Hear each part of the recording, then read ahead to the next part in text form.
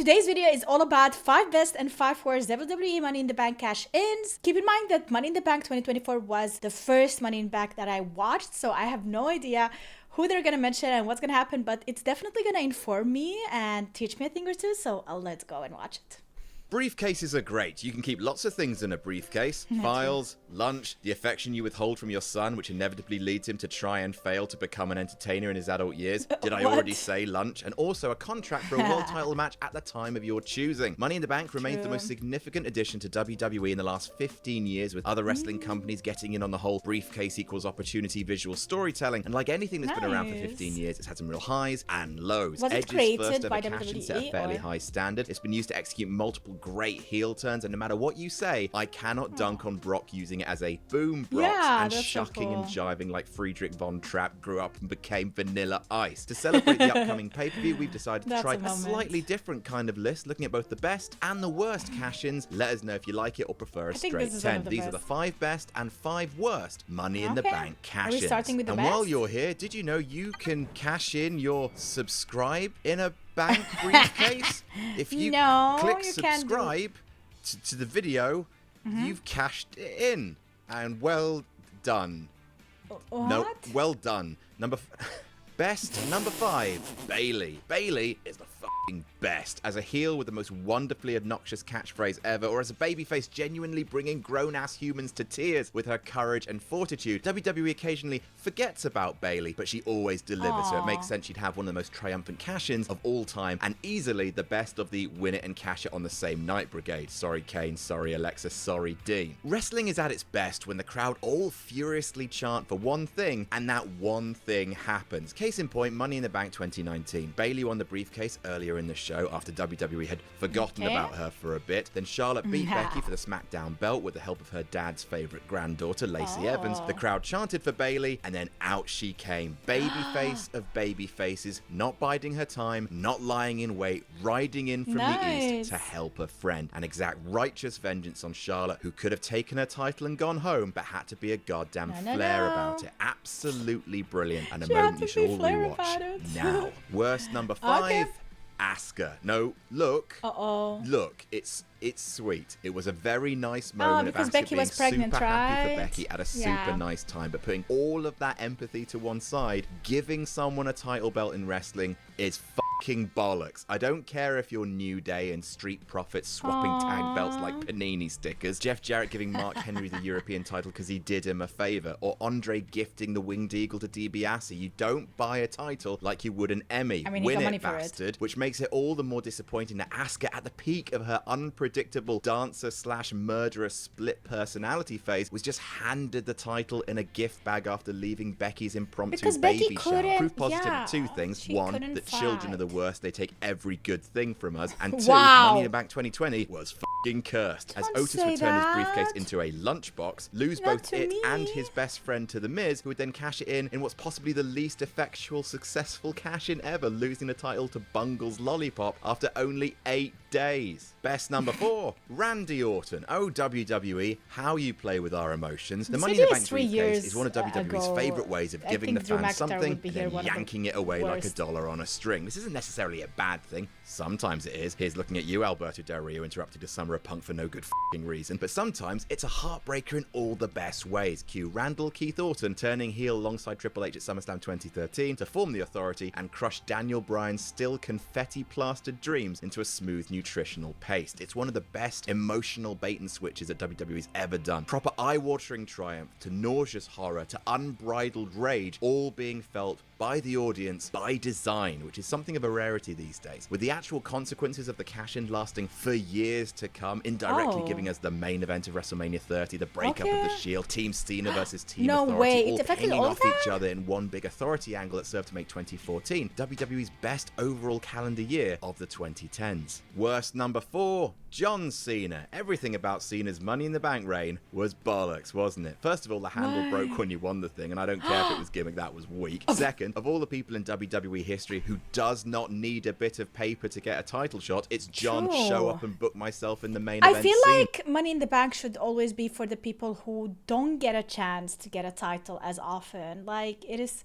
something that you don't give to someone who can easily win it without the Money in the Bank case. After winning the briefcase at Money in the Bank 2012, Cena booked his title match for the main event of Raw Against 1000. And you know what? That whole concept was good. Didn't need the briefcase to do it, of course, but Punk versus Cena is always a money match. But then, well, it's the big show. Do you think when John Cena comes back in 2025? The first Money in the Bank cash-in to fail via DQ at that. See, up until that point, there had been something of an aura around cash-ins, even ones booked in advance, that the cash-in elevated the subsequent match into something guaranteed to be a blockbuster, sealed off where big and important things happen. For WWE to bottle it and give us a cheap DQ finish is further proof that strapping the case on Johnny C was a huge waste. Best number 3, RVD. Now let's talk about a cash-in that was booked in advance and done right. A cash-in so magical it brought ECW back from the dead. Actually, oh no, on second thoughts, I hate it. Ronald Van Donald won the briefcase at Mania 22, decorating it like Money in the Bank before announcing he was cashing it in for Cena's strap at One Night Stand 2006. RVD was the beloved underdog and throwback to a cherished time for ECW If Cena wins, we riot? Was that what they said? Of sports entertainment on ECW's home turf. It's one of the most highly charged, rawly entertaining crowd work matches of all time, with the amount of hatred and bloodlust in the air akin to Christian open mic night at the Coliseum. Yes, there were shenanigans, Edge's interference, and Heyman counting Cena? the fall dented the triumph slightly. It's not exactly a ringing endorsement of your new brand when their big triumph is preceded by Joey Styles saying,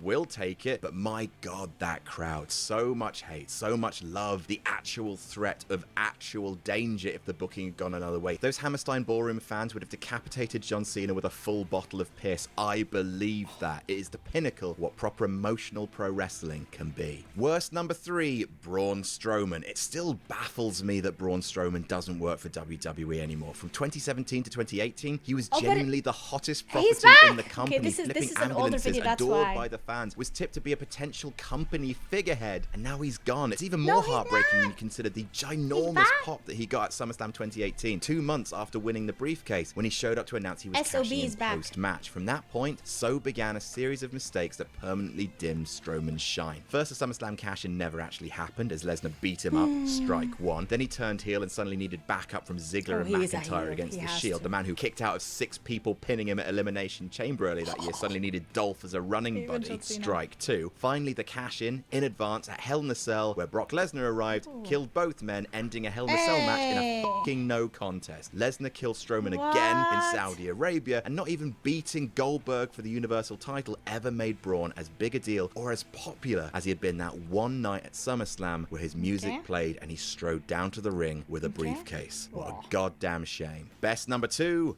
Dolph Ziggler. Sometimes one glorious day is enough. You might not spend the rest of your career as a main event. You might have your title taken from you as a result of a terribly timed concussion. You might spend the rest of your life screaming, "It should have been me." But you'll all finally cashed in Money in the Bank after holding it for 267 days, and it's soaking up more battle damage than Reinhardt. Look at me making Overwatch references 5 years too late. Finger on the pulse, please subscribe. It's a joyous moment where WWE teased just enough that perennial bridesmaid Ziggler would fail one more time, locking him in a terrifying armbar before he clawed his way to freedom. Only one cash-in tops it.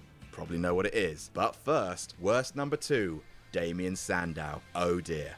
Damien Sandow was really good, lads. Aaron Stevens is still very good in the NWA, to be clear, but the savior of the unwashed masses gimmick was my jam. I am better than Can't you. think why That's an arrogant, self-consciously, overtly articulate dick would appeal to me, and I refuse to examine it any further. Point is, Damien Sandow won the Money in the Bank briefcase in 2013, turned it into a leather briefcase, and I couldn't possibly love him anymore. But then...